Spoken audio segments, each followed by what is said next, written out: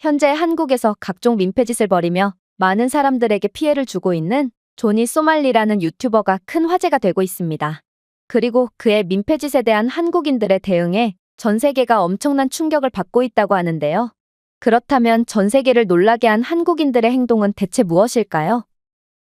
안녕하세요. 저는 미국 출신의 딜라일라라고 합니다. 저는 현재 미국에서 기자로 일하고 있고 특징이라면 한국을 무척이나 좋아하고 있다는 점인데요. 제가 한국을 좋아하는 이유는 간단합니다. 일단 한국은 역사만 보더라도 매우 극적이고 또 한국은 미국과 다른 점이 상당히 많기 때문에 이런 한국에 호기심을 가지다 보니 저도 모르는 사이에 한국의 매력에 흠뻑 빠져버린 것이죠. 생각해보세요. 한국은 자원 한 방울 안 나는 나라지만 빠르게 선진국으로 발돋움한 국가입니다. 또한 한국전쟁 당시만 해도 탱크 한 대 없는 국가에서 현재는 최고의 군사강국으로 발전했죠. 이건 엄청난 자원으로 인해 손쉽게 세계 최고의 자리를 차지한 미국과는 정반대되는 스토리입니다. 이들의 역사는 또 어떻고요? 역사가 짧은 미국과는 달리 한국은 5천년이라는 찬란한 역사를 가졌고 강대국 사이에서 한 번도 주권을 빼앗기지 않은 한국의 역사는 정말 드라마 그 자체라고 볼 수 있었습니다. 특히나 저는 학창시절 때부터 이상하리만큼 한국인 친구들을 많이 사귀었고 또 기타 한국인들과의 인연이 매우 깊었기에 한국을 매우 좋아할 수밖에 없었는데요. 그래서 저는 이번 한 달간의 휴가 동안 한국에서 시간을 보내기로 했습니다. 그런데 제가 한국에 오자마자 엄청난 사건 하나가 터지게 되었죠. 그건 바로 조니 소말리에 관한 사건이었습니다. 세계 각국을 돌아다니면서 민폐를 끼치는 콘텐츠를 제작하는 유튜버 조니 소말리가 한국에 도착했고 갖은 문제를 일으키고 있었기 때문인데요. 문제는 조니 소말리는 미국 현지에서도 엄청난 화제가 되고 있다는 거였죠. 도대체 얼마나 악질 유튜버면 미국 현지에서까지 화제가 되고 있는 거란 말인가? 저는 국제망신을 시키는 소말리의 행보에 고개를 가로저을 뿐이었습니다. 그런데 소말리의 민폐는 제게 뜻밖의 기회로 작용했어요. 바로 제가 소속되어 있는 언론사에서 한국에 간 김에 소말리에 대해 취재해서 정보를 보내오라는 요청을 해왔기 때문인데요. 그러면서 본사에서는 제가 한국에서 일을 한 일수만큼 1.5배의 휴가를 추가적으로 제공하겠다는 파격적인 제안을 건네왔죠. 아무래도 소말리는 미국에서 생각보다 큰 주목을 받고 있는 모양이었고 회사 입장에서는 막대한 이익을 얻을 수 있는 이러한 기회를 그냥 놓치고 싶지 않았던 모양이었는데요. 사실 미국에서 노동자의 권리는 매우 강하므로 저는 회사의 요청을 거절해도 별 문제가 되지 않았지만 저는 그렇게나 좋아하던 한국에서 일할 수도 있고 또 추가적인 휴가까지 얻을 수 있었으니 이건 믿질 게 없는 거래라고 생각했습니다. 그래서 저는 소말리에 대한 조사에 착수하기로 했죠. 그리고 소말리는 알면 알수록 정말 최악인 놈이라는 것을 인지하게 되었습니다. 일단 소말리는 한국에 오기 전에 일본과 태국, 이스라엘 등에서 각종 민폐짓을 저질렀는데요. 그는 일본에서 히로시마 원자폭탄 사건과 후쿠시마 원전 사고와 같은 일본 입장에서는 비극적인 역사적 사건을 언급하며 일본인들을 도발했고 또 길거리에서 일본 여자들에게 무례하고 성적인 농담을 건넨다던가 하며 이유 없이 사람들을 괴롭혔죠. 태국에서도 마찬가지였습니다. 그는 공공장소에서 소란을 피우고 또 행인들에게 모욕적인 발언을 하는 등 형편없는 민폐 행동들을 일삼았거든요. 그러나 소말리가 아무리 행패를 부려도 다른 국가들에서는 소말리를 통 막을 수가 없었습니다. 왜냐하면 그가 안전한 국가만 골라서 다니기 때문인 이유도 있었고 또 소말리는 늘 자신을 호위하는 덩치 좋은 패거리들과 함께 다녔기에 소말리가 아무리 민폐짓을 하고 다닌다고 해도 그를 저지하기란 쉽지 않았거든요. 하지만 그럼에도 저는 한국은 다른 나라들과는 다른 양상이 펼쳐지리라는 것을 직감할 수 있었습니다. 앞서 말씀드렸다시피 저는 어려서부터 한국인들과 많은 인연을 맺으면서 살았고 한국인들은 상대가 레슬링 선수든 아니면 키가 200cm에 달하는 거인이든 자신들의 국가를 모욕하는 상대는 반드시 후회하게 만들어주는 사람들이거든요. 그리고 한국인들은 소말리가 다녀온 다른 국가의 사람들과는 달리 아시아에서 가장 큰 신장과 체격을 자랑하므로 소말리가 아무리 덩치 좋은 친구들과 함께 다닌다고 해도 한국인들을 막을 수 있을 리는 없어 보였죠. 아무튼 소말리는 한국에 오자마자 작정을 했다는 듯 민폐짓을 일삼기 시작했습니다. 그는 위안부를 기리는 평화의 소녀상에서 위안부 피해자들을 조롱하는 키스를 해댔고 이를 비판하는 채팅이 올라오면 위안부는 돈을 벌러 자발적으로 일한 사람들이다. 한국인들은 역사를 왜곡하고 있으며 이들을 동정할 필요가 없다. 이건 그저 동상일 뿐, 과민 반응하지 말라 등 역사의식을 완전히 무시한 답변을 건넸고, 또 역시나 번화가를 돌아다니며 한국 여성들을 상대로 성적인 농담과 희롱성 발언을 하며 애꿎은 사람들을 괴롭혔죠. 그런데 그는 이러한 자신의 민폐 행동에 완전히 심취했는지 이내 선을 완전히 넘어버렸습니다. 왜냐하면 그는 케이팝은 역겨운 음악이라며 비난을 시작하더니 이내 자신은 미국에 있었을 때 케이팝 팬들을 전부 두들겨 패버렸다며 자신이 한국에 온 이상 방탄소년단의 팬들을 보면 전부 때려눕힐 것이라고 주장했기 때문인데요. 그러면서 여긴 미국이 아니라서 총기를 구할 수 없기에 망정이지, 만약 미국이었다면 총기 사용까지 주저하지 않았을 것이고 자신은 사격 실력이 좋은 베테랑 저격수라며 허세를 부리더라고요. 저는 그의 방송을 보고 헛웃음을 지을 뿐이었습니다. 그는 정말로 한국인들이 어떤 사람들인지 전혀 모른 채로 한국에 왔기 때문이죠. 물론 한국은 매우 안전한 국가며 한국에 방문하는 외국인들은 그 어떠한 문제도 없이 한국에서 즐거운 시간을 보낼 수 있을 것입니다. 그런데 소말리는 딱 거기까지만 알아온 채 한국에 온 모양이었죠. 한국인들은 의무적으로 2년간 군대에 다녀와야 한다는 사실은 전혀 모른 채 말입니다. 그리고 제 경험상 만약 소말리가 한국인들에게 총으로 덤빈다면 소말리는 3초도 안 돼서 하늘나라에서 후회를 하고 있을 게 분명했죠. 왜냐하면 분명 미국은 총기 사용이 자유로운 국가고 한국은 총기 규제가 매우 엄격한 국가지만 한국인들은 2년간 군대에서 전문적인 총기 훈련을 받은 사람들이고 이런 프로들을 총으로 이긴다는 것은 정말 바보 같은 소리이기 때문입니다. 제 대학생 시절을 회상해도 그렇습니다. 저는 당시에 동아리에서 활동하고 있었는데 그중 한 명이 뜬금없이 사격이나 하러 가자는 제안을 해오는 거 아니겠어요? 그는 지역 사격대회에서 우승까지 했을 정도로 사격에 관해서라면 베테랑이었고 아무래도 그가 뜬금없이 사격을 하러 가자고 제안한 이유는 그가 짝사랑하는 동아리원에게 잘 보이고 싶은 마음 때문인 듯했죠. 그런데 그렇게 가게 된 실탄 사격장에서 당연히 압도적인 차이를 보여줄 거라고 생각했던 그는 뜬금없는 한국인 민재에게 보기 민망할 정도로 완패하며 완전히 고개를 숙여야 했는데요. 민재는 쏘는 족족 명중하며 사격장 최고 기록까지 경신했으나 지역대회 우승자였던 그는 민재가 낸 점수의 발끝도 따라가지 못했거든요. 더 충격적이었던 건 지역대회 우승자였던 그는 매일같이 자신은 미국 최고의 총잡이라며 있는 대로 허세를 부려댔지만 민재는 자신의 사격 실력을 자랑하기는커녕 평소에도 말수도 별로 없고 평범한 학생이었다는 것입니다. 컴퓨터 공학도였던 민재는 매번 무거운 백팩에 노트북을 짊어지고 다니던 그야말로 살면서 총 한 번 못 쏴본 범생이 이미지였죠. 그런데 총 쏘는 법도 모를 거라고 생각되었던 그가 지역대회 우승자를 완전히 사격으로 압도하다니 저희 모두는 민재의 사격 실력에 경악을 할 수밖에 없었습니다.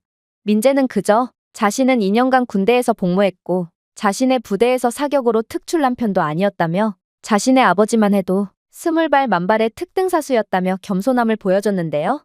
결국 저는 평범한 척을 하며 힘을 완전히 숨기고 있는 한국인들에 대한 무서움을 알게 되었고 그저 평범하게 길거리를 활보하는 한국 남자들일지라도 유사시에는 백발백중의 저격수가 되어 적을 완전히 섬멸하겠구나 싶어 한국인들에게는 절대로 까불면 안 된다는 것을 뼈저리게 느끼게 됩니다. 뭐 아무튼 저는 소말리가 길거리에서 흔하게 보이는 한국인 노인마저도 그의 숨통을 3초 만에 끊을 수 있다는 것을 전혀 모르고 허세를 부리는 모습에 학을 떼기도 했지만 선을 완전히 넘은 소말리에게 애도의 감정이 들기도 했습니다. 일본 같은 다른 국가들이라면 모르겠지만 한국인들은 그런 대우를 받고도 절대로 참을 사람들이 아니었거든요. 한국인들이 제일 싫어하는 역사 왜곡뿐만 아니라 애꿎은 한국 여성까지 건들다니 한국 남자들은 절대로 참지 않을 게 분명했어요. 그리고 역시나 한국인들은 행동으로 나서더군요. 일단 소말리는 허세는 잔뜩 부려놓고는 겁은 났는지 어김없이 자신의 패거리들과 함께 다녔는데요. 그러면서 한국 번화가에서 전범기를 펼쳐 보인다든지 한국은 일본의 노예 국가라며 정체불명의 일본 노래를 시끄럽게 틀어놓는다든지 하며 한국을 모욕하기 시작했습니다. 그리고 그때 한국인들이 충격적인 행동을 하기 시작했죠. 한국 남성은 길거리를 활보하며 민폐를 부리는 소말리의 얼굴에 강력한 펀치를 날렸고 소말리는 충격을 받았는지 한동안 쓰러져서 일어나지도 못했거든요. 또한 소말리와 함께 다니던 덩치 큰 흑인들이 한국인들에게 덤벼들자 한국인들은 그 흑인까지 제압하는 놀라운 모습을 보여줬는데요. 그도 그럴 것이 일본인들과는 달리 한국인들은 군대에 다녀왔을 뿐더러 키와 체격 조건 또한 서양인에 맞먹는 수준으로 컸기 때문에 적어도 한국인들에게 대항하려면 소말리가 일본에서 데리고 다닌 인력의 두세 배는 돼야 했습니다. 그러나 소말리는 한국에 대해 너무 몰랐고 결국 같이 다니던 패거리들 전부 한국 남자들에게 제압당해버렸습니다. 사실 이건 당연한 결과였어요. 미국인들은 겉으로 보이는 덩치만 크지 속은 여리여리한 겁쟁이들일 뿐이거든요. 미국인들은 자신들보다 강해 보이는 상대에게는 웬만해서는 덤비지 않죠. 그리고 이건 다른 나라 사람들도 마찬가지일 게 분명합니다. 그러나 제가 그동안 봐왔던 한국인들의 경우는 완전히 달랐습니다. 한국인들은 웬만해서는 화를 잘 내지 않는 신사들이지만 그들의 조국을 욕하거나 혹은 다른 한국인들을 욕한다면 절대로 참지 않았는데요. 또 한국인들은 상대를 봐가면서 화를 내는 게 아닌 아무리 강해 보이는 상대라도 전혀 물러서는 법 없이 반드시 묵사발을 내주곤 했기에 미국 현지인들도 한국인들만큼은 절대로 건들지 않습니다. 우스꽝스러웠던 점은 그렇게 한동안 쓰러져 있던 소말리는 기회를 틈타 자신의 동료들을 버리고 혼자만 살겠다고 도망가 버렸다는 건데요. 그러나 한국인들은 마치 먹이를 노리는 사자처럼 끝까지 그를 뒤쫓아갔고 결국 그의 방송은 황급히 종료되며 며칠간 아예 소식이 끊겨버렸죠. 이러한 다른 국가들과는 완전히 다른 대응에 소말리는 완전히 넋이 나간 모습이었습니다. 그리고 얼마 후 다시 시작된 라이브 방송에서 소말리 패거리는 한국인들에게 완전히 겁을 먹었는지 전부 소말리를 버린 채 각자의 삶으로 도망가 버린 상태였는데요. 결국 소말리는 혼자 남게 되었고 이젠 아무도 그를 돕지 않았죠. 그러나 소말리는 아직도 정신을 못 차린 상태였습니다. 그는 홀로 남겨졌고 한국을 도발하다가 오히려 된통당해 얼굴이 엉망이 되었음에도 여전히 라이브 방송을 켜며 한국인들의 물주먹은 별로 아프지도 않으며 결국 한국의 경찰과 법은 자신을 지켜줄 테니 한국인들은 지금부터 자신의 털끝 하나 건들지 못할 거라며 허세를 부렸거든요. 그러면서 그는 일본 전범기를 휘날리며 한국인들을 도발했죠. 하지만 그의 허세와는 달리 그는 자신의 위치를 절대로 노출하지 않겠다는 듯 자신 뒤에 벽지만 보이도록 라이브를 촬영했는데요. 동시에 자신의 위치는 절대로 발각될 염려가 없다고 확신한 소말리는 한국 여자들은 너무 쉽다며 희롱을 했고 또 한국은 일본의 노예국가라며 일본 국가를 트는 도발적인 방송을 이어나가더군요. 그러나 그가 이동을 하기 위해 숙소 밖을 벗어난 순간 그의 거만했던 표정은 공포에 일그러지고 말았습니다. 왜냐하면 한국인들은 그의 위치를 이미 파악하고 있었고 소말리가 숙소에서 나오기만을 기다리고 있었기 때문입니다. 한국인들이 소말리의 위치를 특정할 수 있었던 이유는 간단했어요. 한국인들은 소말리의 숙소 속의 광경을 유심히 보다가 웬 피자 박스를 발견하게 되는데 그 피자는 전국에 매장이 2개밖에 없었고 한국인 네티즌들이 그 피자 가게를 중심으로 고시원들을 찾아본 결과 결국 소말리가 머물고 있던 고시원을 특정할 수 있었기 때문이죠. 이건 정말 천재적인 아이디어였고 소말리는 귀신이라도 본 듯 그 자리에서 굳어버렸습니다. 그는 다른 많은 국가들에서 민폐를 끼치며 돈을 벌어왔지만 이런 국가는 난생 처음이라는 듯 공포에 질려버렸죠. 사실 저는 기자로서 한국인들의 이러한 천재적인 아이디어와 협동심을 보고 그다지 놀랍지도 않았습니다. 왜냐하면 한국인들은 위기의 상황마다 늘 전 세계에서 오직 자신들만 할 수 있는 놀라운 모습들을 보여주곤 했거든요. 일단 LA 폭동 당시 한국인들의 대응만 봐도 그렇습니다. 미국의 흑인들은 폭동을 일으켰고 미국 경찰들은 그 즉시 가난한 지역이었던 코리아타운을 포기한 채 LA의 부촌만을 지키러 갔거든요. 그리고 이러한 절망스러운 상황에 모든 사람들이 코리아타운은 쑥대밭으로 변할 거라고 예상했어요. 그러나 한국인들은 이러한 좌절스러운 상황에도 절대로 포기하지 않았죠. 이들은 자신들의 가족과 친구들을 지키기 위해 목숨을 걸고 자신들이 해야 할 일을 하기 시작했거든요. 일단 한국인들은 폭동을 막기 위해 각자가 지켜야 할 구역을 나누었고 또 감시 교대 근무를 서며 폭동에 대비했는데요. 또한 이들은 군대에서 배운 대로 지역 채널을 통해 무전기로 소통하는 조직적인 방어선까지 구축했죠. 한국인들은 임시 바리케이드를 만들고 옥상을 유리한 저격 지점으로 사용했으며 고위험 경로를 따라 방어 인력들을 배치했습니다. 이건 정말 놀라운 전략이었어요. 한국인들은 인력도 무기도 한정되어 있었지만 놀라운 전략과 아이디어로 자신들이 가진 것을 극대화했고 최소한의 보급품으로 강력한 방어 태세를 유지하면서 자원을 최대한 효과적으로 사용할 수 있도록 보장했거든요. 또한 한국인들은 변화하는 폭도들의 흐름에 대응하고 실시간으로 방어를 조정하는 등 빠른 적응력을 보여주었는데요. 특정 지역이 더 취약해지면 즉시 강화하여 침입자를 막기 위해 고위험 지역으로 사람들을 재배치했습니다. 이러한 끊임없는 전략적 조정으로 인해 한국인들은 흑인들의 예측할 수 없는 움직임에 대응할 수 있었죠. 물론 한국인들은 단 한 명의 이탈자 없이 모두가 모여 자신들의 가족과 친구, 커뮤니티와 생계를 지키기 위해 목숨을 걸었다는 점도 대단했어요. 다른 사람들이었다면 이런 가망없는 싸움에 목숨을 걸기보다 그냥 모든 것을 버리고 도망가는 편을 택했을 게 분명했거든요. 즉, 이게 소말리가 망쳐버린 일본과 태국 등의 다른 나라와 한국의 차이라는 것입니다. 한국인들은 위기의 순간 단합하고 또 그 누구보다 미쳐버림으로써 아예 본격적인 싸움이 시작하기도 전에 기세에서 압도해버리거든요. 결국 그렇게나 LA 전역을 긴장시켰던 흑인 무리들은 코리아타운에 제대로 진입조차 못하고 전부 도망쳐버렸습니다. 그리고 이러한 LA 폭동 당시의 한국인들의 저력은 이번 조니 소말리에 대한 위치 추적 상황에서도 정확히 엿볼 수 있었어요. 한국인들은 단체 채팅방을 조직하여 소말리의 위치를 공유했으며 피자박스를 통한 추론처럼 소말리가 어디에 있는지에 대한 정보를 추적하고 분석하며 자신이 분석한 정보를 다른 사람들에게 공유했거든요. 폭동 당시와 마찬가지로 한국인들은 이번에도 제한된 단서를 최대한 활용하여 전략적 이점을 얻을 수 있는 능력을 보여준 것입니다. 또한 한국인들은 소말리가 마지막으로 라이브를 종료한 장소에 대한 분석에 집중함으로써 그가 머물 가능성이 높은 숙소를 분석했는데요. 이러한 한국인들의 위기 상황마다 효과적으로 협력하는 커뮤니케이션의 힘과 소말리의 행동, 위치, 패턴을 분석하여 다음 움직임을 예측하는 추론 능력은 전 세계 그 누구도 하지 못한 놀라운 결과를 만들어낸 거죠. 결국 소말리는 숙소 안에 박혀서 호기롭게 한국을 욕할 때는 언제고 밖에서 대기를 하던 한국인 유튜버를 보자마자 황급히 자리를 뜨려다가 강력한 펀치를 얼굴에 정통으로 맞고 그대로 쓰러져 버렸습니다. 소말리는 분명 한국인들의 펀치는 물주먹이라 하나도 두렵지 않다더니 펀치를 맞고는 거의 몇 분간이나 정신도 제대로 못 차리며 허둥지둥 됐는데요. 일본 등의 다른 나라에서는 소말리가 대놓고 민폐짓을 해도 아무도 뭐라고 하지 못했다는 것을 고려해본다면 한국인들의 이러한 높은 수준의 시민적 자부심과 책임감은 정말 특별하다고 볼 수 있었습니다. 한국인들은 혼란으로부터 지역사회를 보호하기 위해 소말리아를 추적하는 데 적극적으로 협조했지만 일본에서는 이러한 즉각적인 집단적 참여의식이 부족하며 같은 국민이 당하고 있어도 모른 척을 하며 극단적인 개인주의의 모습을 보여주었거든요.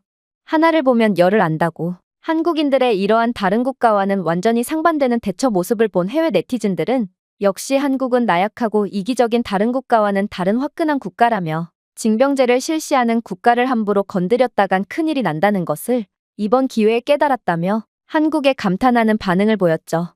하지만 한국에 정말로 두려운 점은 따로 있었습니다. 바로 한국인들은 이 정도로 끝낼 거였다면 애초에 시작도 안 했다는 듯 자신들의 국가를 더럽힌 소말리에게 역대급 보복을 가하기 시작했거든요. 일단 한국 경찰은 얼굴이 만신창이가 된 소말리를 어디론가로 데려가기 시작했는데 소말리는 자신을 보호해주려고 그러나 보다 싶어 싱글벙글하며 경찰을 따라갔지만 그에게 기다리고 있는 건 피의자 신분으로서의 경찰 조사였죠. 왜냐하면 한국인들은 그간 소말리가 벌인 경범죄들을 전부 모아서 고발한 상태였거든요. 한국인들은 자신들의 구역에 침입한 적을 절대로 가만히 두는 사람들이 아니었고 그에게 한국을 무시한 대가를 톡톡히 치르게 한 것입니다. 만약 소말리가 벌인 경범죄들이 한두 개였다면 그는 그저 벌금 몇만 원 내는 걸로 끝났을 수도 있겠지만 소말리는 한국 여자에 대한 성희롱, 몰래카메라, 공공장소에서의 소란 및 난동, 편의점에서의 기물파손 등 그가 위반한 경범죄는 무려 10가지가 넘었는데요. 가랑비에 옷 젖는다고 한국에는 가중 처벌에 대한 조항이 있기에 소말리는 한국에서 곱게 나갈 수 없게 된 것입니다. 그러나 소말리 입장에서 무엇보다 심각한 점은 따로 있었습니다. 그건 바로 소말리는 한국인 여성 유튜버와 단 한 번의 만남을 가졌을 뿐임에도 그녀를 자신의 여자친구라고 소개하며 희롱성 발언을 이어나갔고 심지어 AI 딥페이크 영상까지 합성하며 그녀를 모욕했기 때문인데요. 이러한 소말리의 파렴치한 행위 때문에 여성 유튜버는 심각한 정신적 피해를 입게 되었고 결국 한국인 네티즌들이 단합하여 관련 자료를 정리하여 해당 여성 유튜버의 메일로 보내준 결과 해당 여성 유튜버는 소말리를 고소할 수 있었죠. 한국에서 이러한 성범죄는 매우 심각한 사안으로 여겨지며 처벌 또한 그 어떤 나라보다 무거운데요. 심지어 한국은 이러한 딥페이크 영상을 시청하기만 해도 처벌하는 국가로, 만약 딥페이크 영상을 제작하거나 시청하다가 적발된다면 7년 이하의 징역 또는 5천만 원 이하의 벌금까지 나오는 중형에 처해집니다. 결국 소말리는 이러한 사실을 전해 듣고는 급하게 항공권을 예매하여 야반도주를 하기로 결정했으나 한국은 그리 호락호락한 국가가 아니었습니다. 한국은 그러한 소말리의 행동을 이미 예상했다는 듯 소말리에 대한 출국 정지 처분을 내린 상태였고, 결국 소말리는 한국에서 오도 가도 못하는 상태에 처해버렸기 때문이죠. 여기에 더해 소말리는 약물을 소지했거나 유통했다는 혐의까지 받고 있기 때문에 만약 이 모든 범죄가 인정될 경우 그는 한국에서 평생을 감옥에서 살아야 할 수도 있는 운명에 처해버린 것입니다. 그러나 한국인들의 이러한 철저한 복수는 여기서 끝이 아니었어요.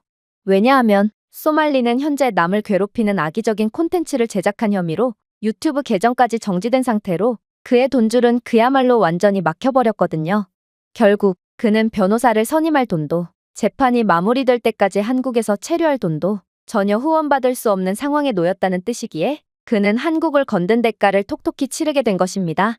그리고 소말리가 한국에서 성범죄 및 약물 혐의로 유죄를 받는다면 그는 한국뿐만 아니라 다른 국가들로부터도 블랙리스트에 오르며 아예 해외 입국 자체가 안 되는 처지가 되고 마는데요. 왜냐하면 대부분의 국가에서 약물 및 성범죄는 극악무도한 중범죄로 여기고 있으며 이러한 혐의로 유죄 판결을 받은 외국인에 대한 입국을 전면 차단하고 있거든요.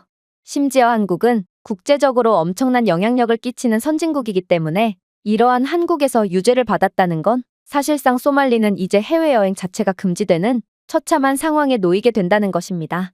소말리의 수익원 자체가 해외 민폐 콘텐츠를 제작하며 후원을 받아먹는 것인데 유튜브 계정 정지에 다른 나라로의 입국도 전부 막혀버린다니 이건 소말리 입장에서는 더 이상 돈을 벌 수 없게 되는 심각한 상황이라고 할 수 있죠. 그럼에도 소말리는 한국에서 유죄를 받고 감옥에 투입되는 편이 낫다고 할 수 있습니다. 왜냐하면 현재 미국에서의 소말리에 대한 여론은 정말 최악을 달리고 있거든요. 원래 미국인들은 웬만해서는 미국 국적자의 편을 들어주곤 하는데 현재 소말리의 한국 민폐 사건은 미국 전역에 퍼져 있으며 미국인들은 왜 동맹국인 한국을 괴롭히며 나라 망신을 시키냐며 매우 분노해 있는 상태인데요.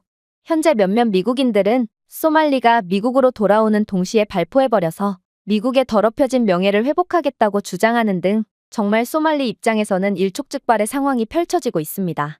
그리고 미국에는 워낙 미친 사람들이 많기에 이러한 소말리에 대한 선전포고가 허위 주장이 아니라고 확신할 수도 없는 상태죠. 그러나 한국인들은 매우 신사적인 사람들로 소말리가 한국의 감옥에 투옥된다거나 혹은 한국에서 지내게 된다면 적어도 목숨을 위협받는 일은 없을 테니 소말리 입장에서는 한국에 남는 편이 좋다는 것입니다. 한국의 감옥에 투옥된다면 소말리는 형기를 채운 뒤 미국으로 추방당할 것이고 그렇게 된다면 전 국가에서 블랙리스트에 등록된 소말리는 해외 도피도 불가능할 테니 결국 미국에 와서 최후를 맞이해야 할 텐데요.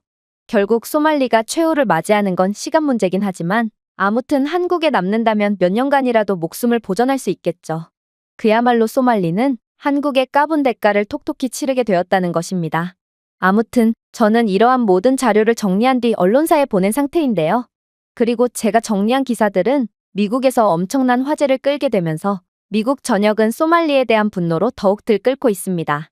이 사건이 더욱 유명해질수록 소말리가 생존할 확률은 점점 낮아진다는 것을 고려해 본다면 약간의 유감스러운 마음이 들기도 하는데요. 아무튼 저는 이번 사건으로 한국의 강력한 면모를 다시금 인지하게 되었고 이 나라에 까부는 것은 정말 호랑이의 아가리 속으로 제 발로 들어가는 것과 같다는 것을 느끼게 되었습니다. 한국이 그동안 강대국 사이에서도 끝까지 살아남으며 자치권을 지켰던 것도 그리고 미국 현지에서도 한국인들만큼은 아무도 못 건드는 이유도 바로 이러한 전 세계에서 오직 한국인들에게서만 볼 수 있는 놀라운 모습들 때문이었다는 것을 다시금 느꼈죠. 그리고 저는 이런 멋있는 한국에 다시 한번 감탄하며 더욱 사랑에 빠지게 되었습니다. 제가 준비해온 내용은 여기까지입니다. 끝까지 시청해주셔서 진심으로 감사드리며 여러분들의 구독과 좋아요, 알림 설정은 영상 제작에 큰 힘이 됩니다. 이상 세모튜브였습니다.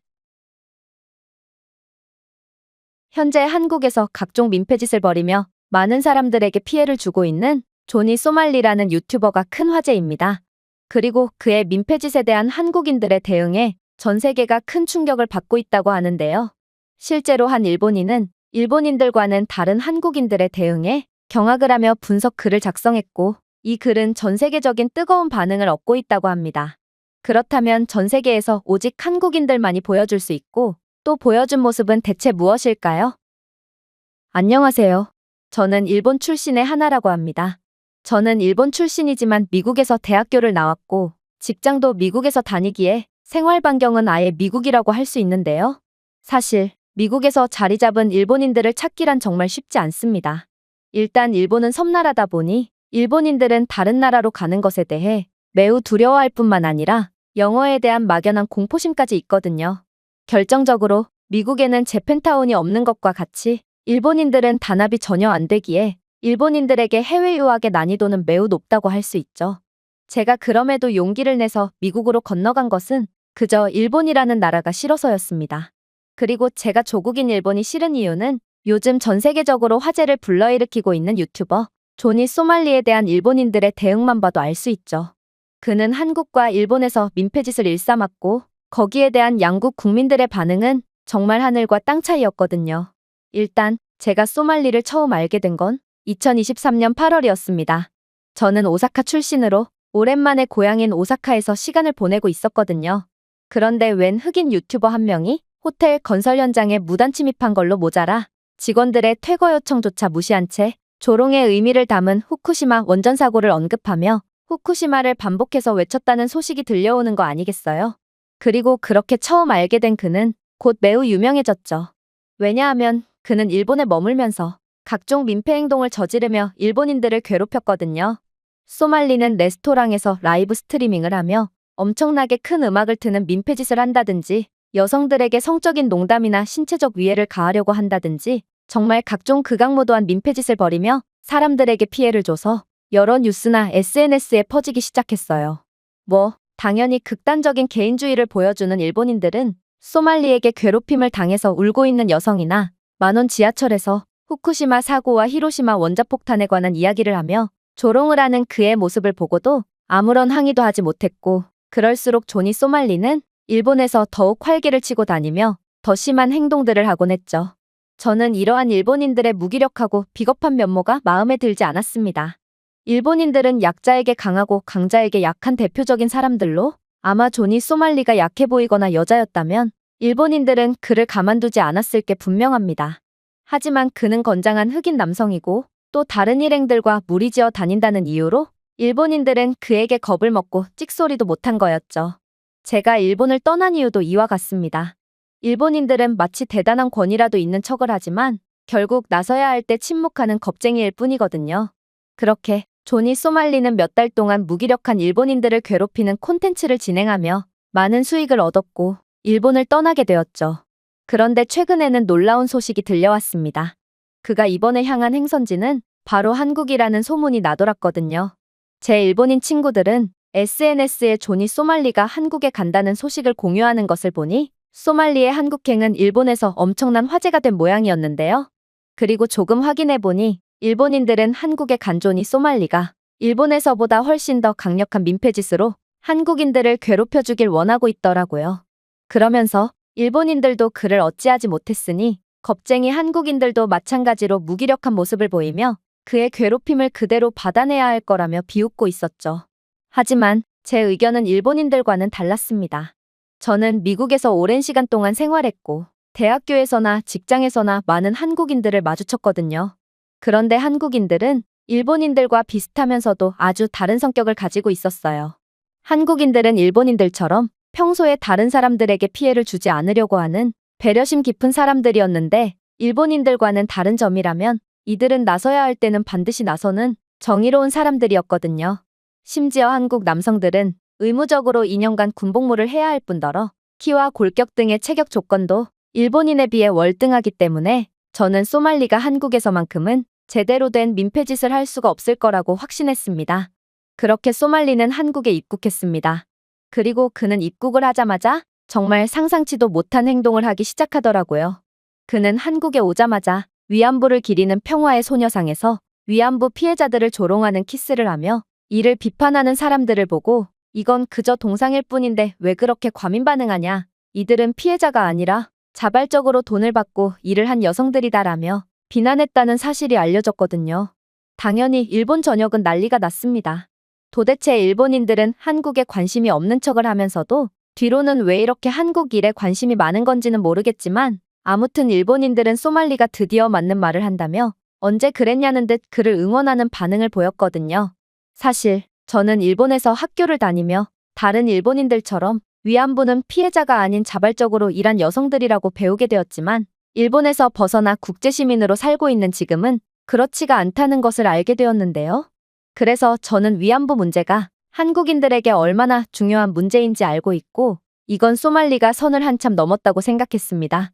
어쩌면 소말리가 일본에서 히로시마 핵폭발에 대해 조롱하며 관심을 구걸한 것보다 훨씬 더 심각한 문제일 수도 있겠죠. 그런데 한국인들은 그에게 아무것도 못할 거라고 생각했던 일본 대중들의 생각과는 달리 한국인들은 절대로 가만히 있지 않더군요. 그의 방송을 시청하던 몇몇 한국인들은 실제로 평화의 소녀상으로 찾아갔고 그가 추가적인 조롱을 하지 못하도록 강력하게 경고했거든요. 또한 다시 한번 이런 일을 벌이면 그때는 경고로만 끝내지 않겠다는 살벌한 주의까지 주고갔죠.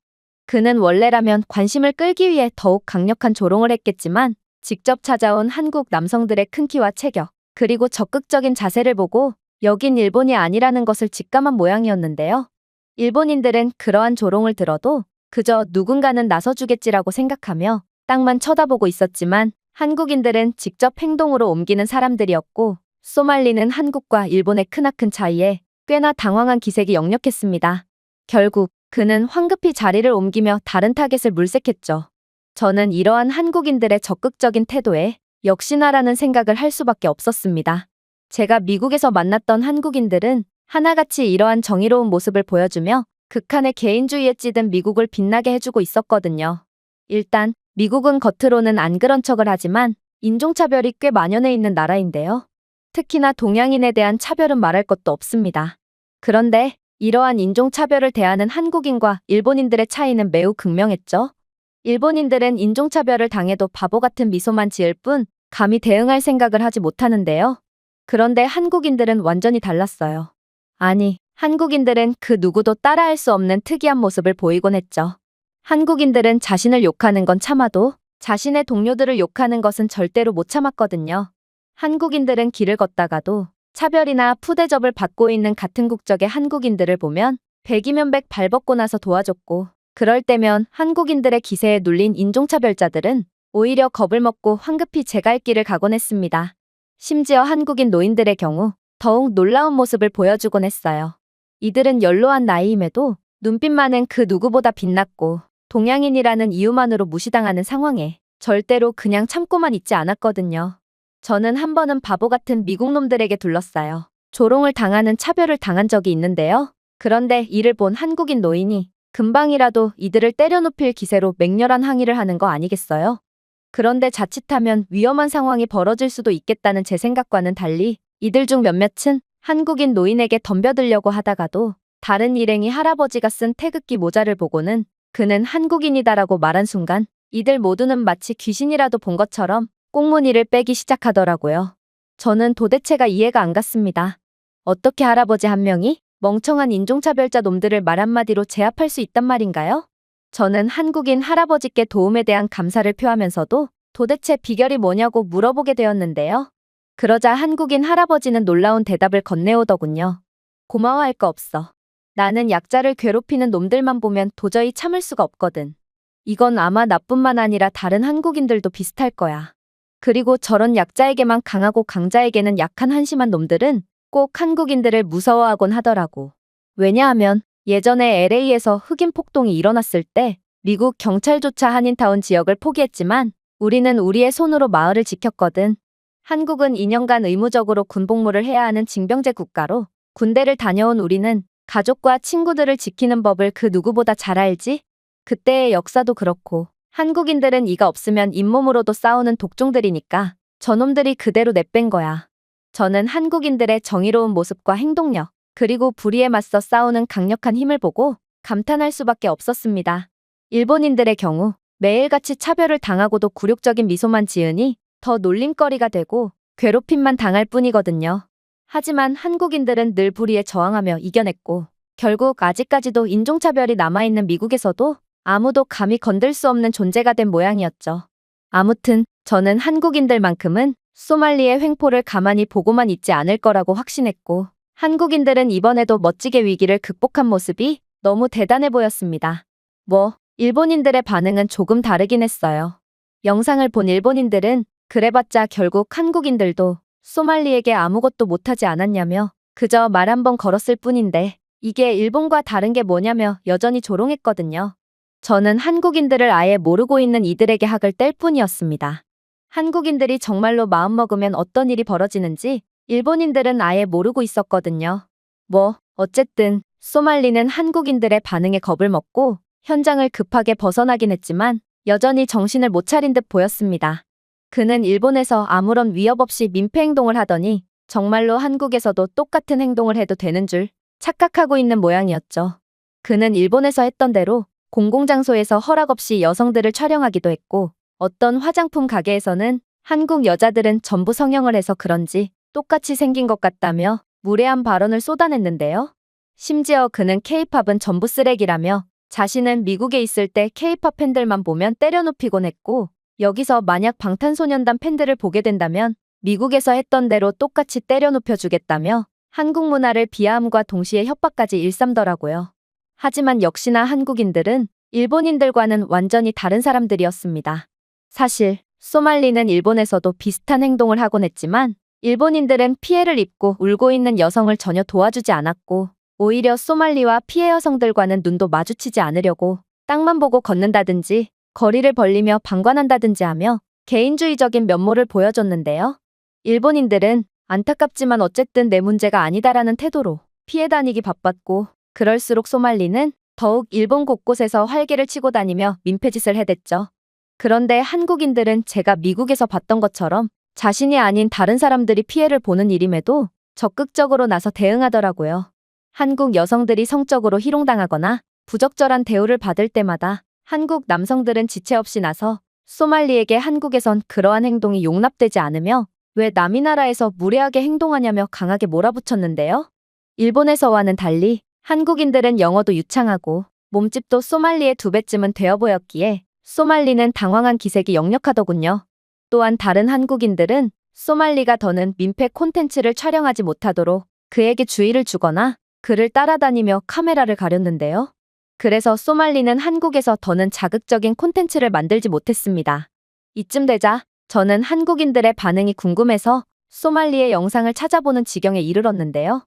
일본인들은 피해자가 도찰을 당하거나 난데없이 욕을 먹고 신고하면 왜 이런 것 가지고 유난이냐며 오히려 피해자를 탓하지만 한국인들은 하나같이 피해자를 먼저 감싸주고 또 서로 발벗고 나서 도움을 주려고 하는 모습들이 너무나도 아름다워 보였거든요. 결국 소말리는 겁먹은 채 도망가는 장면만이 녹화될 뿐이었습니다. 하지만 소말리는 이러한 자신의 무기력한 모습이 불만족스러웠는지 마지막 발악을 하기 시작했어요. 그는 한국인들은 자신에게 아무것도 못하는 겁쟁이들이라며 한국의 법은 자신을 털끝 하나 못 건드리게끔 한다며 허세를 부렸거든요. 그는 한국 경찰과 법을 조롱하면서 자신이 한국에서 무슨 짓을 하더라도 한국 경찰과 법은 자신에게 아무런 처벌도 할 수 없으며 겁쟁이 한국인들 또한 자신에게 아무런 위해도 끼치지 못한다며 큰 소리로 떠들어댔는데요. 그러면서 한국어까지 조롱하며 한국어는 자신에게 횡설수설하게 들릴 뿐이라며 말이 안 통하는데 도대체 자신이 왜 들어야 하냐며 한국을 무시하기 시작했죠. 결국 선을 완전히 넘어버린 소말리는 한국인들의 인내심을 끊어버렸습니다. 제가 미국에서 직접 경험해본 바로는 한국인들은 정말 필요한 때가 아니라면 폭력적인 행동을 거의 하지 않는 사람들인데요.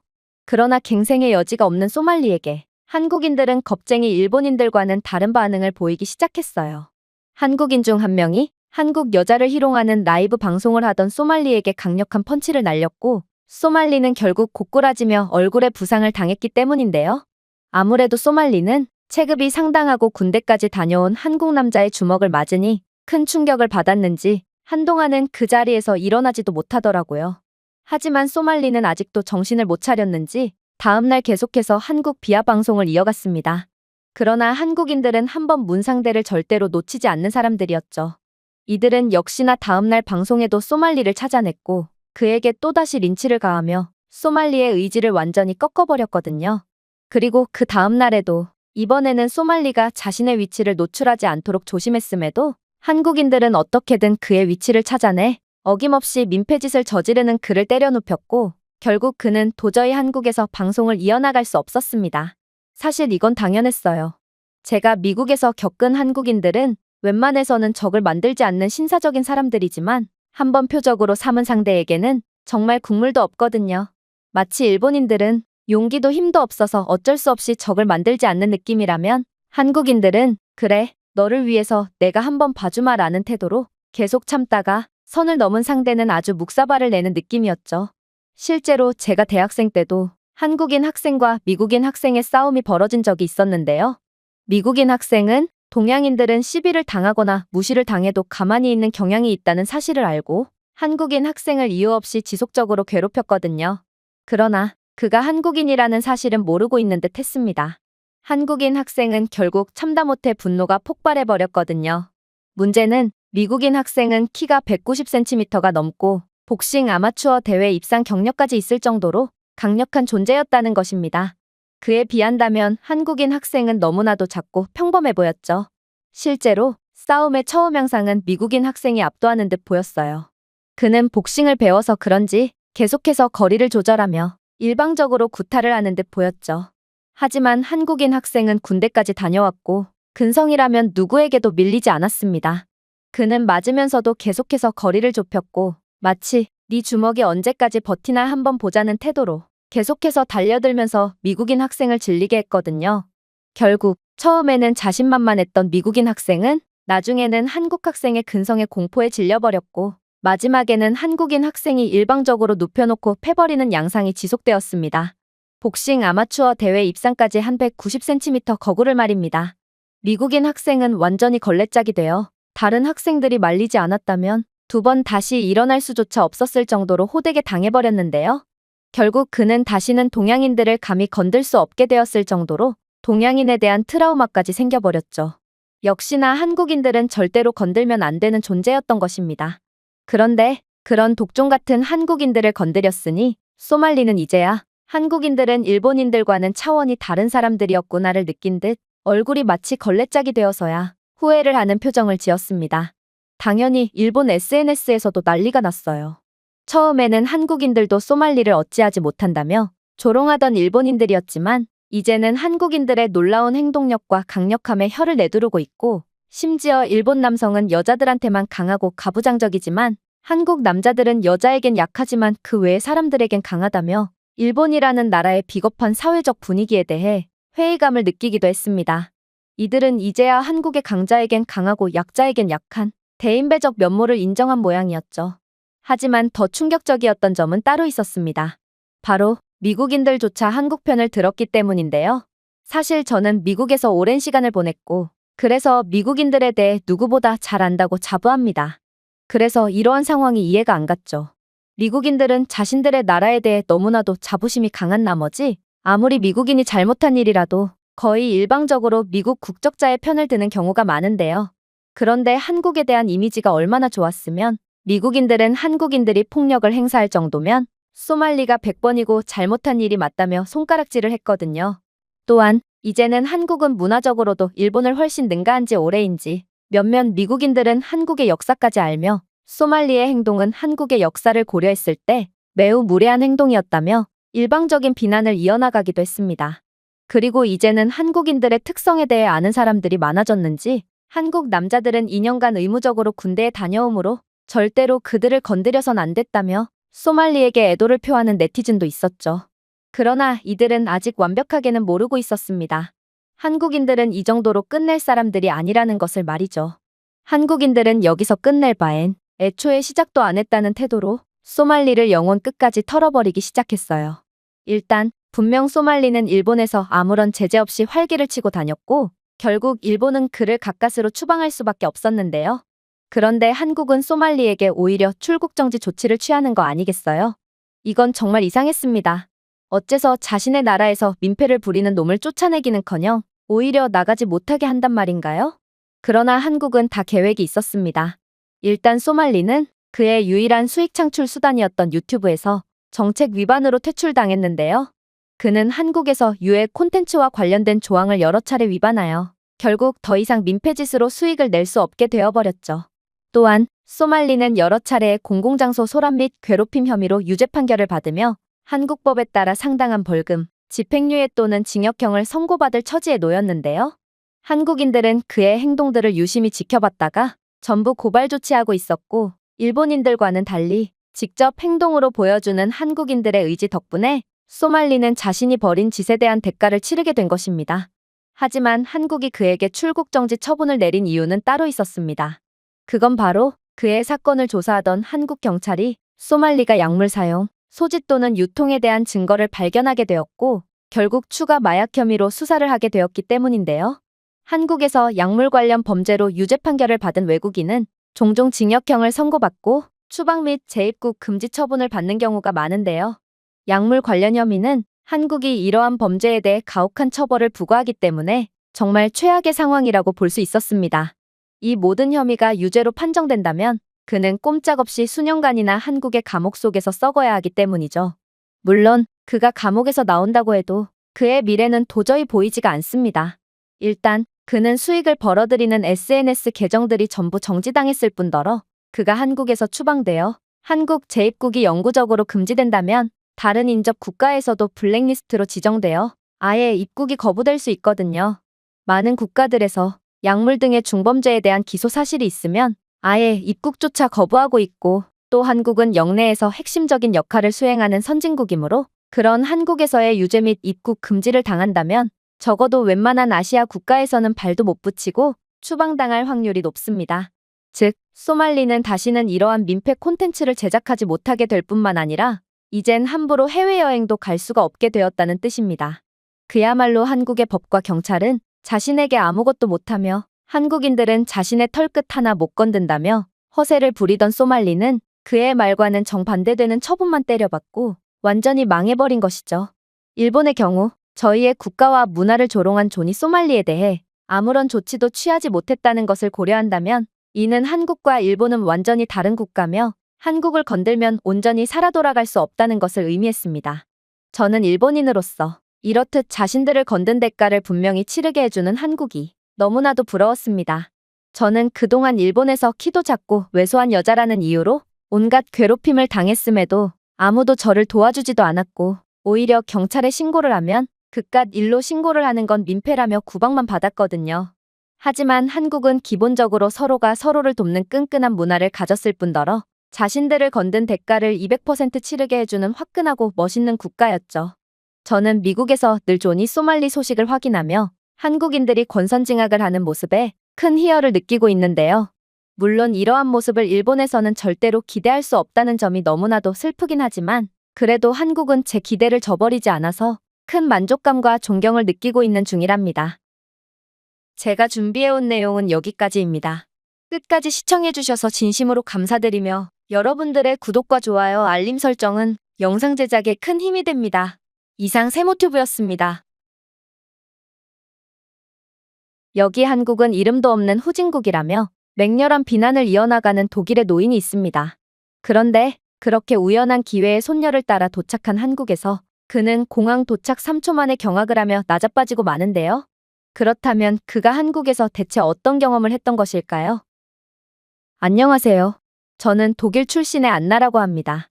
저는 현재 한국 유학을 준비 중에 있으며 최근에는 본격적인 한국 유학을 준비하다가 다소 황당한 경험을 하게 되었는데요. 일단 저는 개발자를 꿈꾸는 학생으로 요즘 한국은 상당히 진보된 기술력을 발전시킨 것으로 널리 알려져 있기 때문에 많은 독일 친구들이 더 나은 커리어를 위해 한국으로 유학을 가고 있거든요.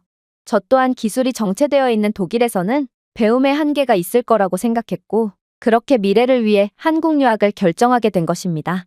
하지만 이러한 제 꿈을 위한 첫걸음은 내딛기도 전의 위기에 봉착하게 되었습니다. 그건 바로 할아버지가 제 한국행을 결사반대하시며 한국에 갈 바엔 차라리 범죄를 저질러서 감옥에 가라는 말도 안 되는 억지까지 부리셨기 때문이죠. 사실 이러한 문제가 생긴 것은 저희 가족이 필요 이상으로 끈끈하기 때문일지도 모르겠습니다. 저희 가족은 중대한 결정을 내릴 때면 꼭 조부모님의 의견까지 전부 반영하곤 하거든요. 문제는 저희 할아버지는 그냥 옛날 사람 그 자체라는 것입니다. 할아버지의 사고는 50년 전에 멈춰 있고 어찌나 완고하고 융통성도 없으신지 저는 이런 할아버지의 교육을 받고 자란 아빠가 꽤나 다정하고 온화한 성격을 가졌다는 것에 감사함을 느낄 정도였어요. 아무튼 할아버지가 제 한국행을 반대하는 이유는 단 하나였습니다. 그건 바로 한국은 자신의 나라를 스스로 지킬 능력이 없는 약한 국가라는 이유 때문이었죠. 여러분들이 예상했을지도 모르겠지만 할아버지는 독일군 장교 출신으로 장교 전역 이후 방산업체에서 근무까지 하셨을 정도로 그야말로 독일 군대에서 뼈를 묻으신 분인데요. 아빠도 할아버지의 길을 따라 방산업체에 근무 중이시지만 할아버지와 같은 성격을 가지진 않았다는 것을 고려해보면 이건 그냥 군대 문제가 아니라 할아버지 개인의 문제인 것 같긴 하지만 말이에요. 아무튼 할아버지께서는 국방력이 약한 국가는 자신의 가족과 국가를 자신의 힘으로 지킬 능력도 없는 한심한 국가라는 말과 같으므로 이런 의존적이고 나약한 나라와 인연을 맺는 것은 무가치한 일이라고 하셨습니다. 그러면서 할아버지는 그런 약한 국가가 바로 한국이라고 말씀하시며 한국 같은 나라로는 여행을 가서도 그 나라 사람과 친구가 돼서도 안 된다며 노발대발하셨고 저는 그렇게나 꿈꿔왔던 한국행이 좌절될 위기에 처해버린 것이죠. 사실 이건 정말 말도 안 되는 궤변이었습니다. 한국이 자신들의 국가를 스스로 지킬 능력이 없는 국가라니. 아니, 그리고 만약 그렇다고 해도 도대체 그게 그 나라 사람들의 성격과 무슨 상관이 있단 말인가요? 저는 말문이 막혀서 할아버지께 윽박을 지르고 말았죠. 말도 안 돼요. 한국은 징병제 국가로 모든 한국 남성들은 2년간의 군복무가 의무화되어 있다고요. 그런데 이런 사람들을 보고 자신들의 국가를 지킬 의지도 능력도 없다고 하다니 그렇다면 모병제를 실시하는 독일은 어떻게 설명할 건데요? 아빠만 봐도 그래요. 아빠는 방산업체 연구원이지만 아무튼 군대에 다녀오지 않았잖아요. 그리고 한국은 한국전쟁 당시 북한의 침략을 목숨 걸고 막은 국가로 이건 여러 세계대전을 일으키고도 항복을 한 독일보다 의지력이 높다고 볼 수 있어요. 한국군은 엄청나게 불리한 상황에서도 항복은커녕 국가와 가족을 위해 총 한 자루 만든 맨몸으로도 두려움 없이 거대한 전차로 돌격했다고 하거든요. 이것만 봐도 한국은 자신들의 조국을 지킬 의지도 능력도 충분하다고 볼 수 있어요. 제 울분 섞인 주장에 할아버지는 잠깐 당황한 듯 말문이 막혀버렸으나 역시나 할아버지의 고집을 꺾는 건 불가능했습니다. 할아버지는 또 말도 안 되는 억지를 부리며 제 말을 무시했거든요. 그저 TV를 보다가 난데없이 공격을 당한 애꿎은 아빠만 당황한 기색을 보일 뿐이었죠. 그러다 이러한 할아버지의 이상한 자부심이 완전히 박살이 나게 되는 사건이 발생하게 되었습니다. 그건 바로 할아버지가 잠자는 시간 말고는 무조건 틀어놓는다는 국방 채널에서 충격적인 영상이 보도되었기 때문인데요. 사실 독일의 방산 기술력은 전 세계 최고라고 해도 과언이 아니고 그래서인지 당연히 이러한 채널에서는 독일의 강력한 국방력에 대한 내용만이 나오곤 했는데 이번에는 정말 예상치도 못한 내용이 흘러나오기 시작했거든요. 독일은 명실상부한 전 세계 최고의 방산 기술력을 가진 국가입니다. 단 5년 전까지만 말이죠. 불운하게도 우리의 강력한 방산 기술력은 도통 정비를 하지 않아서 낡아버렸고 녹슬었습니다. 그럴 수밖에요. 독일의 방산 기술을 따라올 자는 아무리 둘러봐도 존재하지 않았고 우리는 현실에 안주하고 나태해질 수밖에 없었거든요. 그러나 우리가 방심하고 있는 사이 한국이라는 다크호스는 어느새 나타나 독일을 순식간에 앞질러 버렸습니다. 한국의 기술 수준이 너무나도 빠르게 상승한 나머지 독일은 한국에 의해 추월을 당했다는 것조차 전혀 모르고 있었고 지금도 그 사실을 모르는 사람들이 대부분일 겁니다. 그러나 이제는 현실을 직시해야 할 때입니다. 한국 방위산업은 AI, 자율 시스템, 하이브리드 전쟁 기술을 통합하는 등 현대화에 많은 투자를 해왔습니다. 예를 들어 K2 전차는 첨단 표적 시스템, 수압식 서스펜션, 나토 시스템과의 호환성을 갖추고 있어 다재다능한 옵션을 가지고 있습니다. 이건 정말 놀랍습니다. 한국은 나토 국가가 아님에도 나토에 가입된 국가들에게 무기를 수출하기 위해 이러한 추가 옵션을 준비해 놓은 거거든요. 지금껏 전 세계에서 이런 전략을 취하는 나라는 전무했다는 것을 고려한다면 한국은 강력한 기술력을 갖췄을 뿐만 아니라 천재적인 판매 전략까지 세울 수 있는 역사상 전례 없는 장사꾼이라고 할 수 있습니다. 마찬가지로 한국은 기존 나토 인프라와 원활하게 통합되는 첨단 드론 및 미사일 방어 시스템을 개발해왔으며 실제로 독일의 단골 고객이었던 나토 국가들은 이젠 독일이 아닌 한국의 무기를 구매하고 있죠. 당연한 상황입니다. 한국은 지속적으로 상당량의 방산 연구개발 비용을 투자하고 있지만 독일은 이미 만들어 놓은 무기에 안주하며 몇 년간이나 업그레이드를 전혀 하지 않았거든요. 그 결과 독일의 무기는 디지털 표적, 원격 작전 능력 및 새로운 형태의 하이브리드 전쟁에 전혀 적합하지 않게 되었고, 또 독일은 나토 회원국이지만 아이러니하게도 한국 무기가 갖춘 나토 인프라보다도 훨씬 더 나토 시스템 통합에 뒤떨어진 상태입니다. 생산 공정은 또 어떻고요? 그야말로 찍어내는 대로 나오던 무한대 군수품 공장의 원조격이었던 독일은 이제 녹슬고 흉물스러운 군수시설만이 반겨줄 뿐입니다. 실제로 과거의 명성과는 달리 독일은 매 계약마다 평균 수년간의 지연과 비용 초과를 발생시키고 있죠. 하지만 한국의 군수품 공장은 전혀 다릅니다. 한국은 공급망과 생산시설을 최적화해 놓았고, 따라서 즉각적인 수요마저 신속하게 충족시킬 수 있는 능력을 갖추었거든요. 이는 한국은 무기 수출뿐만 아니라 유사시에 즉각적인 무기 생산과 투입이 가능하다는 뜻이기에 이 나라를 더욱 압도적인 존재로 만들고 있습니다. 분명 이러한 강력한 기술력과 최첨단 생산 공정은 전 세계에서 오직 독일만이 가지고 있었고, 독일이 전 세계의 방산 시장을 주름잡을 수 있었던 이유였습니다. 하지만 세상은 변했고, 독일은 현재 그저 그런 낡은 전차군단만을 가지고 있을 뿐이죠.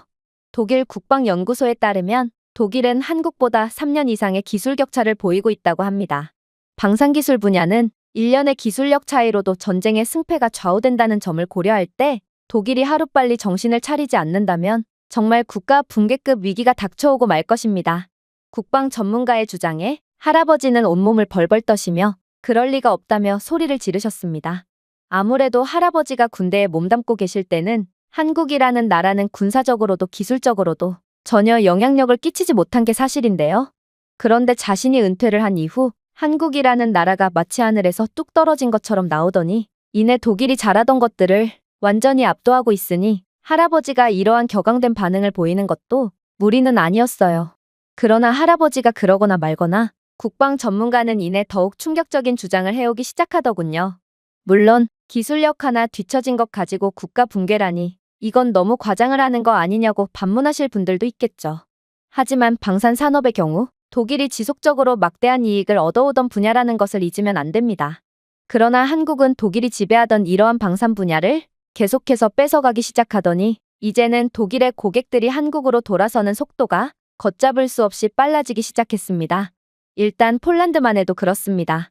폴란드는 2022년 한국과 광범위한 방위 계약을 체결하여 한국의 현대로템과 하나 디펜스로부터 K2 블랙팬서 탱크 1000대, K9 썬더 자주포 600정, FA50 경전투기 48대를 조달받았거든요.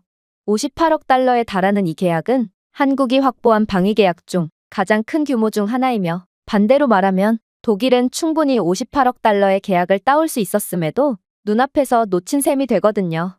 하지만 더 암울한 점은 독일은 한국으로부터 다시금 계약을 빼앗아올 여력이 전혀 없다는 것입니다. 생각해보세요. K2 전차의 수력 공합식 서스펜션은 잠재적인 동유럽 전투 지역에서의 전략적인 이동성을 보장합니다. 이건 어찌 보면 당연합니다.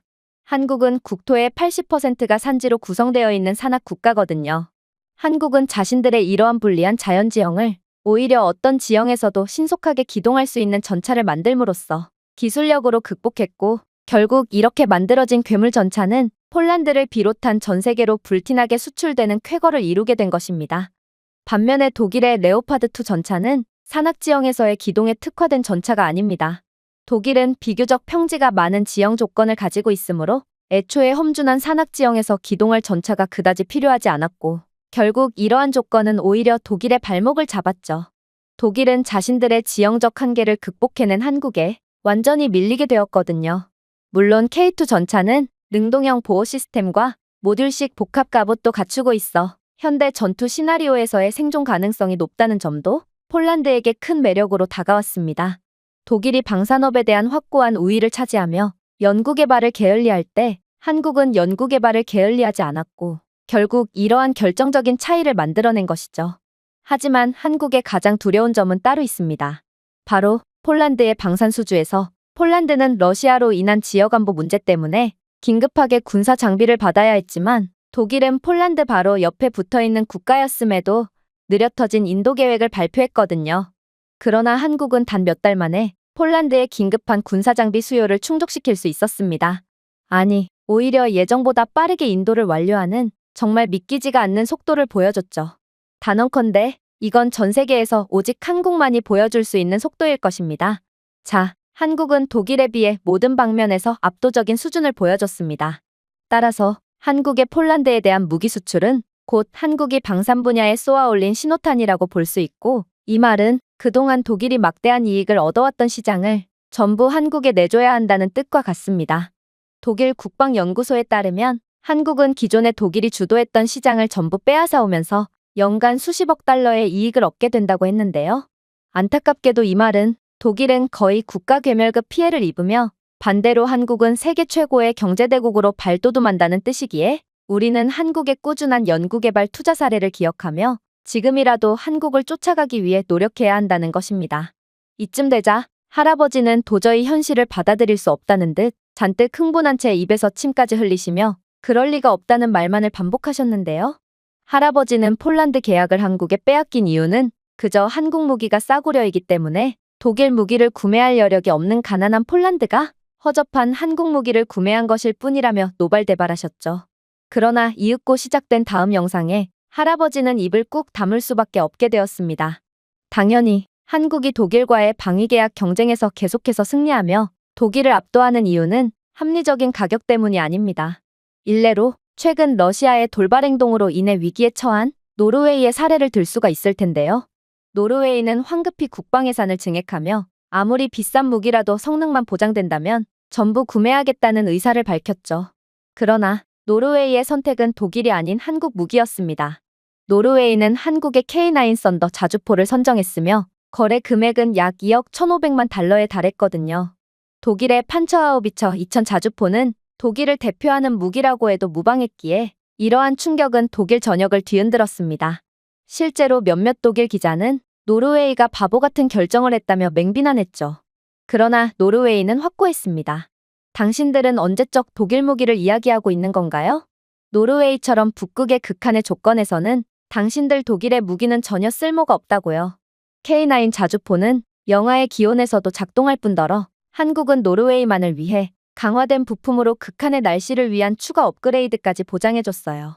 또한 K9의 자동화된 화재 제어 및 재장전 시스템을 통해 판처하우비처 2000보다 더 빠르고 정확한 사격 시퀀스를 수행할 수 있어 극한의 조건에서 고강도 교전에 매우 이상적이죠.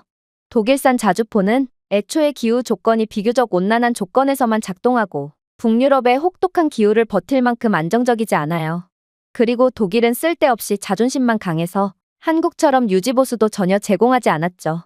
도대체 우리가 K9 자주포보다 더욱 조악한 무기를 왜 더 비싼 돈을 주고 구매해야 한다는 말인가요? 오히려 러시아가 독일산 자주포를 구매해줬으면 좋겠네요. 그 자주포는 북유럽의 혹독한 겨울 날씨하에 전부 얼어붙어서 전시 상황에 작동조차 안 할 거니까요. 노르웨이 측의 주장은 정말 충격적이었습니다. 그리고 딱히 틀린 말도 없었기에 독일 기자들은 망신만 당하고 왔죠.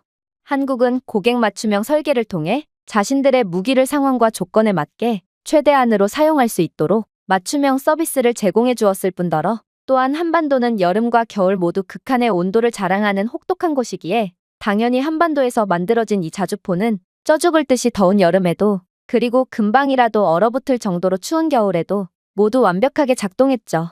다시 말하지만 한국은 기술력 하나로 자신들의 불리한 자연 조건을 극복해낸 것입니다. 이처럼 한국은 자연을 이긴 미친 국가입니다. 그리고 저로서는 이런 정신나간 국가를 도대체 어떻게 이겨야 할지 감도 안 오는 상태죠. 그러나 확실한 건 한국의 기술력을 제추월하지 못한다면 독일은 끝이라는 것입니다. 그 방법을 아는 사람은 지구상에 아무도 없을 테지만 말이에요. 사실 이건 지켜보는 저로서도 전혀 예상치 못한 모습이었기에 저는 할아버지를 따라 벙찔 뿐이었어요. 한국의 역사에 대해 어느 정도 알고 있는 저는 한국은 한국전쟁 당시만 해도 총 한 자루 못 만들며 탱크 한 대도 없던 가난한 국가였거든요. 그런데 한국은 어떻게 이렇게 빠른 발전을 이룩할 수 있던 것이며 심지어 방산 분야에서 압도적인 영향력을 발휘하고 있던 독일마저 제쳐버리다니 저는 한국이야말로 저를 진정한 공학도로 키워줄 수 있는 곳임을 확신하게 되었죠. 그리고 이쯤 되자 아빠까지 나서 고집불통 할아버지를 말리기 시작했습니다. 아버지, 이제 그만 좀 하세요. 아버지는 70년도 더 된 한국 전쟁 당시의 한국의 모습을 기억하시나 본데 지금의 한국은 그때와는 완전히 다른 기술 강국이자 독일을 뛰어넘는 경제대국이라고요. 아버지는 진작에 현역에서 은퇴하셨지만 저는 아직도 방산업체에서 근무 중이며 현직 기술자들 중에 한국의 기술력을 무시하는 사람은 아무도 없어요. 오히려 한국이 이토록 빠르게 기술력을 키운 점과 독일을 상대로 계속해서 협상에서 승리하는 모습을 보고 한국의 연구개발에 대한 의지와 협상력, 그리고 외교력에 대한 보고서까지 작성해서 한국의 우수한 점을 배우고 있다고요. 인정하고 싶지는 않지만 한국은 이미 독일을 추월한 게 현실이에요. 전문가인 아빠의 주장에 할아버지는 비로소 고집을 멈추셨습니다. 그러고는 자신은 자랑스러운 독일인으로서 최소한 직접 확인은 해봐야겠다며 기어이 함께 한국으로 가본 뒤 저의 한국 유학에 대한 결정을 내리겠다고 말씀하셨는데요. 저는 이러한 할아버지의 답답한 모습에 학을 뗐지만 아무튼 저도 한국으로 본격적인 유학을 떠나기 전에 사전 답사를 하는 것도 나쁘지 않을 것 같다는 생각에 그렇게 가족여행인 듯 아닌 기묘한 한국 여행을 시작하게 되었습니다. 그리고 할아버지는 한국에 도착하자마자 경악을 하셨죠. 왜냐하면 한국 공항에서는 노약자 관광객을 위한 스마트워치 대여 사업을 진행 중이었기 때문인데요. 알고 보니 한국에서는 노약자에 대한 건강 상태를 바로 체크할 수 있고 또 GPS 기능을 통해 길을 잃어버렸을 시에 곧바로 찾을 수 있게끔 하는 삼성 브랜드의 스마트워치를 대여해주는 놀라운 친절을 베풀고 있더라고요. 이건 정말 천재적인 아이디어였습니다. 사실 노인이 해외여행을 오는 경우 갑작스러운 환경 변화로 인해 앓던 지병이 급격하게 악화되는 경우도 있고 또 인지 능력이 저하된 노인이 외국에서 길을 잃는 경우도 꽤 흔하거든요. 그런데 한국은 최첨단 기술력과 배려심 깊은 정책으로 이러한 불상사를 사전에 방지하고 있더군요. 하지만 할아버지가 정말로 놀랐던 부분은 따로 있었습니다. 왜냐하면 할아버지는 스마트워치를 대여해주는 직원에게 정말로 아무런 보증금도 맡길 필요가 없다고요. 스마트워치는 꽤나 값이 나가는 전자기기고 보증금을 맡기지 않는다면 전부 도둑맞고 말 거라고요. 라며 독일어로 질문을 건넸지만 한국인 직원은 별 무리 없이 그동안은 내국인을 상대로만 대여 사업을 진행해 왔는데 한국인들은 단 한 명도 스마트워치를 훔치지 않았다는 대답을 건네왔거든요. 할아버지는 자신이 흥분한 나머지 독일어로 질문을 건넸다는 것을 인지하고 다시금 영어로 재차 질문을 건네려고 했지만 한국인 직원은 할아버지의 독일어를 알아듣고 곧바로 영어로 답변을 건넨 거였습니다. 도대체 한국인이 사투리가 가득해서 독일인도 알아듣기 힘든 할아버지의 독일어를 어떻게 알아들었다는 말인가? 할아버지는 거의 귀신이라도 본 듯 한국인 직원을 쳐다봤는데요. 그러자 한국인 직원은 이런 일이 매우 익숙하다는 듯 생각지도 못한 답변을 건네오더라고요. 너무 놀라지 마세요. 저는 한국에서 자체 개발한 AI 통역 이어폰을 착용하고 있거든요. 이 이어폰은 할아버지의 독일어를 자동으로 한국어로 통역해 주었기에 제가 이렇게 할아버지께 영어로 대답해 드릴 수 있는 거랍니다. 할아버지는 어떻게 21세기에 그런 무지막지한 기술을 개발해낼 수가 있냐면서 기겁을 하셨는데요. 한국은 정말 TV에서 보던 것보다 훨씬 더 강력한 기술력을 가지고 있는 국가였고 할아버지는 이에 엄청난 충격을 받으신 모양이었죠. 그러나 한국의 정말로 놀라운 부분은 따로 있었습니다. 저희는 곧 서울에 도착했고 이내 제가 미리 찾아놓은 맛집에 찾아가게 되었는데 분명 평균 1시간은 기다려야 한다는 맛집의 줄은 전혀 존재하지 않는 거 아니겠어요? 그런데 제가 의아함을 느끼며 식당에 들어감과 동시에 정말 충격적인 경험을 하게 되었습니다. 왜냐하면 식당 로비에는 웬 키오스크가 존재했는데 알고 보니 이 키오스크는 손님들이 줄을 서서 기다리지 않아도 되게끔 연락처를 입력하면 순번에 맞게 자동으로 식당 입장 알림 QR코드를 전송해주고 있었기 때문인데요. 심지어 빅데이터를 기반으로 저희의 순번이 얼마나 더 기다려야 입장을 할 수 있는지에 대해 실시간 예상 대기 시간까지 알려주었기에 연로하셔서 거동이 불편한 할아버지 입장에서는 정말 최고로 편리한 기술이라고 할 수 있었어요. 역시나 할아버지는 이러한 한국에 믿기지 않는 기술에 두 눈을 크게 뜨며 경악을 하는 반응을 보였는데요. 할아버지는 이쯤 되면 한국인들은 지구인들이 아닌 어디 화성쯤에서 미래 기술을 전부 가지고 온 외계인들이 분명하다며 깊은 탄식까지 하시더군요. 아무튼 저희는 식당에서 최고의 식사를 할 수 있었습니다. 독일 식당과는 달리 한국 식당에서는 무료 반찬을 상다리가 부러질 만큼 풍족하게 내왔을 뿐더러 제육볶음과 순두부찌개 등 한국의 음식들은 외국인 입장에서도 호불호가 전혀 없을 만큼 매력적이었는데요. 덕분에 입맛이 까다로운 할아버지도 밥을 2공기나 비우시며 엄청난 만족을 표하셨고, 그렇게 저희는 든든하게 일정을 다시 시작할 수 있었습니다. 그런데 이제는 더 놀랄 것도 없을 거라고 생각한 한국이었지만, 저희는 식당에서 나오자마자 또다시 말도 안 되는 경험을 하게 됩니다. 왜냐하면 할아버지는 한국의 탈을 보고 큰 흥미를 느끼셨고, 기어코 탈 상점에 들어가셨는데, 상점에는 상품들이 거의 존재하지 않고 거의 다 눈으로만 볼 수 있는 견본품만 전시되어 있는 거 아니겠어요? 저는 틀림없이 이 가게의 물건이 죄다 털려버린 상태일 거라고 확신했습니다. 사실 이러한 광경은 독일 가게에서도 심심치 않게 볼 수 있으며, 워낙 강도짓이 일상처럼 일어나는 독일이기에 별로 놀랄 장면도 아니라고 볼 수 있었거든요. 그런데 그렇게 제가 가게 주인을 보고 안쓰럽다는 표정을 짓고 있자 가게 주인은 번역앱을 통해 충격적인 말을 해오는 거 아니겠어요? 지금 가게를 이전 중이라 재고가 없는 물건들이 많네요. 그러나 오늘 안에는 상품들이 전부 채워질 것이고, 원하신다면 택배 서비스를 통해 숙소로 배달해드리겠습니다. 저는 도대체 한국인 가게 주인이 무슨 말을 하는지도 이해가 안 갔습니다. 아니, 저희가 언제 떠날 줄 알고 숙소로 물건을 배달해주겠다는 말인가요? 독일에서는 택배 배송에 한 달은 좋게 걸리기에 저는 주인 아저씨가 제정신이 아니라고 생각할 수밖에 없었습니다. 그러나 제가 3일 뒤에 숙소를 옮기니 물건을 구매하지 못할 것 같다고 말하자 한국인 가게 주인은 저를 무슨 뚱딴지 같은 소리를 하냐는 듯 쳐다보더니 이내 경악스러운 답변을 건네오는 거 아니겠어요? 3일이요? 그게 무슨 상관이죠? 한국의 택배 서비스는 24시간 안에 배송이 완료됩니다. 아니면 3일 뒤에 옮길 숙소에 배송을 해달라는 말인가요? 원하신다면 그렇게 해드릴 수 있습니다. 저는 이러한 말도 안 되는 상황에 그저 생각을 멈출 뿐이었습니다. 도대체 한국은 어떤 배송 인프라를 가졌으면 독일에서는 한 달은 좋게 걸리는 작업을 하루 만에 처리할 수가 있단 말인가? 저는 할아버지의 말씀처럼 도대체가 한국인들은 같은 지구인이 맞나 싶어 혼란스러움을 느껴야 했고, 결국 할아버지가 그토록 원하시던 하회탈을 구매하고 배달시키게 되었죠. 그리고 이쯤 되자 할아버지는 한국은 자신이 상상했던 것보다 훨씬 더 선진국이었고, 정말로 독일의 기술을 아득히 뛰어넘은 인류의 기술 강국인 것을 인정하게 된 모양이었는데요. 하지만 이러한 인정도 잠시, 할아버지는 이내 끔찍한 사고를 당하고 말았습니다. 바로 숙소로 향하던 와중 할아버지는 갑자기 억소리를 내시며 그대로 쓰러지고 말았기 때문인데요. 할아버지는 심장을 움켜쥐며 소리조차 못 낸 채 침만 질질 흘리셨고, 저는 어찌할 바를 몰라 발만 동동 굴려야 했습니다.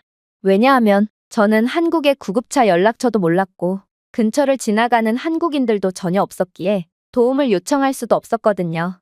이건 정말 암담한 상황이었고, 저는 오열을 하며 제발 누가 좀 도와달라며 큰 소리로 도움을 구걸했죠. 그런데 그렇게 5분이 지났을까 웬 구급차 한 대가 다가오더니 이내 구급대원들이 달려오더라고요. 이건 정말 이상한 상황이었습니다. 당연히 제가 구급차를 부르지는 않았고 또 지나가는 사람도 전혀 없었기에 아무도 구급차를 부르지 않았을 게 분명하거든요. 그런데 이 구급차는 대체 어떻게 알고 저희를 도우러 왔다는 말인가요? 하지만 이러한 의문도 잠시, 저는 곧 충격적인 진실을 알게 되고 그저 벙찔 뿐이었는데요. 바로 할아버지가 공항에서 대여했던 삼성의 노약자용 스마트워치는 자동으로 할아버지 신체의 이상 반응을 감지했고, 결국 위급한 상황임을 인식한 스마트워치는 자동으로 구급센터에 연락을 해준 거였기 때문이었습니다. 그야말로 한국의 기술력과 시스템이 할아버지의 목숨을 구한 거였죠. 그렇게 병원에 도착한 결과 원래 심장질환을 앓고 계셨던 할아버지는 연로하셨음에도 장시간 비행기 탑승과 더불어 쉬지도 않고 계속해서 이동했고, 또 밥도 2공기나 드시며 과식을 하셨기 때문에 심장에 급격하게 무리가 갔던 거였는데요. 정말 다행히도 한국인 의사는 할아버지는 며칠만 푹 쉬면 금방 건강을 되찾을 수 있을 거라며 안심시켜 주었기에 저는 가까스로 안도의 한숨을 내쉴 수 있었습니다. 그리고 한국의 기술력과 더불어 뛰어난 병원 인프라에 다시 한번 감탄하기도 했어요. 독일에서는 구급차를 불러도 1시간은 지나서 오곤 하고, 또 구급차에 실려간다고 해도 병원의 부족으로 인해 의사를 보려면 몇 시간에서 하루 이상은 꼬박 기다려야 하는 경우도 많거든요. 그러나 한국은 이러한 선진적인 의료 인프라 덕분에 할아버지가 쓰러진 지 10분 만에 의사의 검진까지 받을 수 있었다는 점에 정말 박수를 보낼 수밖에 없었죠. 결국 저는 한국의 기술적으로 그리고 시스템적으로 완벽한 모습을 보고 이제 세계 패권은 한국으로 완전히 기운 상태임을 직감하고 한국 유학에 대한 엄청난 확신을 가지게 되었는데요. 그리고 할아버지 또한 한국에 충격적일 정도로 진보된 모습에 그간의 구시대적인 사고를 완전히 버리시고 한국의 열렬한 팬으로 돌아섰죠. 할아버지는 언제 그랬냐는 듯 한국은 독일보다도 뛰어난 국가라며 입에 침이 마르도록 칭찬을 하시고 있고 자신도 10년만 젊었으면 한국으로 유학을 갔다며 농담까지 하시는 것을 보니 할아버지는 정말로 한국을 좋아하고 또 존경하게 된 모양이었습니다. 제가 준비해온 내용은 여기까지입니다. 끝까지 시청해주셔서 진심으로 감사드리며 여러분들의 구독과 좋아요, 알림 설정은 영상 제작에 큰 힘이 됩니다. 이상 세모튜브였습니다.